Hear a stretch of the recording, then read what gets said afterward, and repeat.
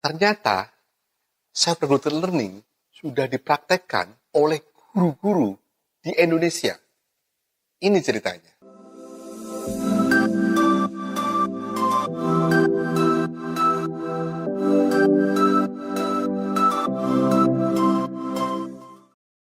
Halo Bapak Ibu, bertemu lagi dengan saya, Buki Setiawan.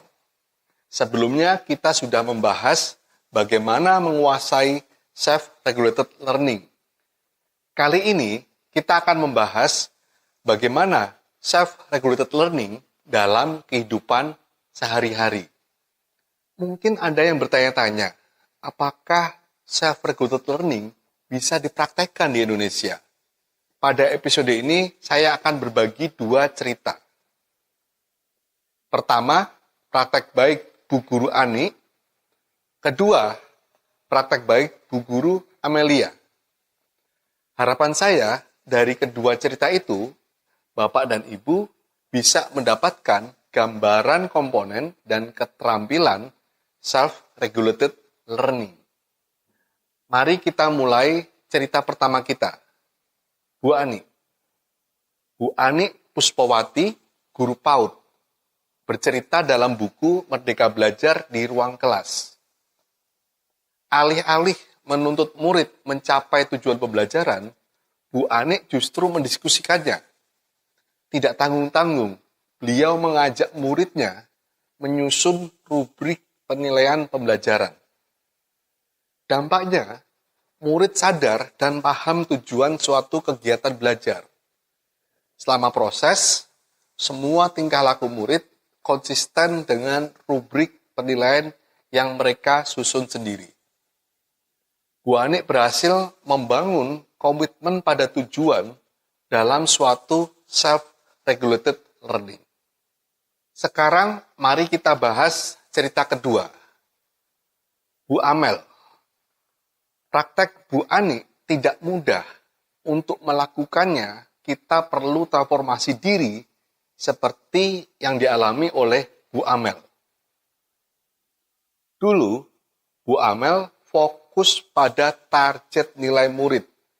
Nilai murid ditempel di dinding kelas. Murid yang dapat nilai bagus jadi termotivasi. Dan murid yang dapat nilai jelek jadi malu. Setelah berefleksi, Bu Amel sadar bahwa mempermalukan murid bukan cara yang tepat. Murid yang dapat nilai jelek bukan jadi termotivasi, tapi malah semakin pasif dan tidak semangat belajar. Ia menyadari perannya bukan mengajar materi, tapi mengajar murid untuk aktif belajar. Ia mengakui kesalahan dan melakukan perubahan. Mulai dari perubahan diri hingga perubahan praktek pembelajaran. Pendekatan mengajar guru pada dua cerita tersebut sangat berpusat pada murid. Praktek seperti inilah yang sangat diharapkan dalam Merdeka Belajar. Untuk memperkaya sumber belajar guru, Bapak dan Ibu dapat juga mempelajari program transformasi pembelajaran inovatif dari HP. Satu dari pilar program ini adalah pengajaran dan pembelajaran. Ada 4 praktek yang Bapak dan Ibu perlu pelajari.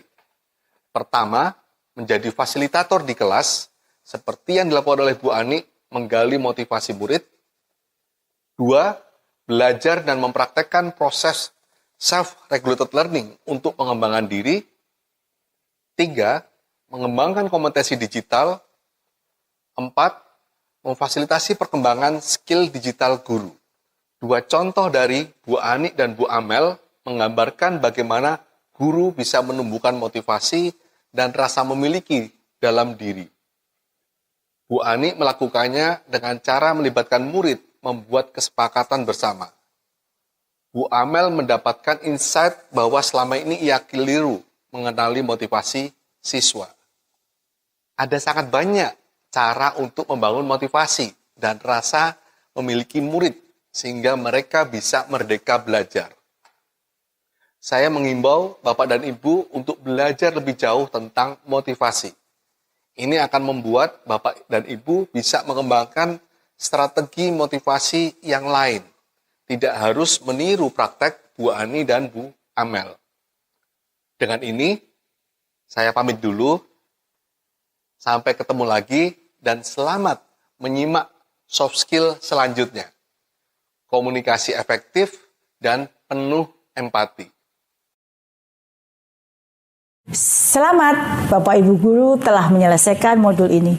Ayo kerjakan aksi nyata dan unggah di Bukti Karya ya. Kita kolaborasi bersama.